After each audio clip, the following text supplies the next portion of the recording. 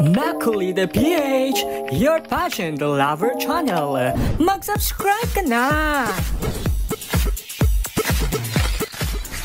Patuloy na umiinit ang diskusyon sa social media matapos na ilang Indonesian pageant fans ay hindi pa rin nagpapahinga sa pambabash laban kay Atisa Manalo, ang naging pambato ng Pilipinas sa Miss Universe 2025 na nagtapos bilang third runner-up.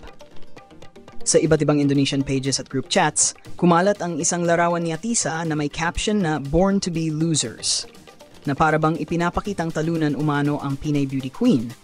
Dahil 3 international pageants na ang nasalihan niya, ngunit wala ni isa raw na koronang nauwi.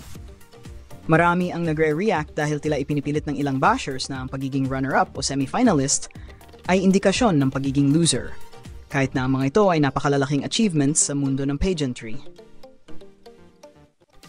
Noong Miss International 2018, muntik nang masungkit ni Atisa ang corona matapos siyang maging first runner-up, habang kinoronahan naman ang kandidata mula Venezuela. Noong Miss Cosmo International 2024, siya ang naging kinatawan ng Pilipinas sa Vietnam at nakapasok sa top 10, samantalang ang pambato ng Indonesia ang nag-uwi ng title. At ngayong taon, sa Miss Universe 25, isang prestiyosong kompetisyon, ay nagtapos si Atisa bilang third runner-up, isang napakalaking karangalan para sa Pilipinas.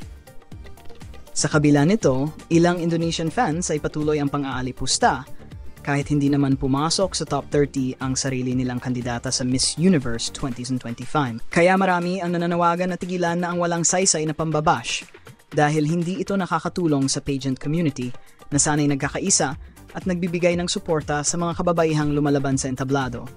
Sa huli, malinaw na si Atisa Manalo ay hindi kailanman loser.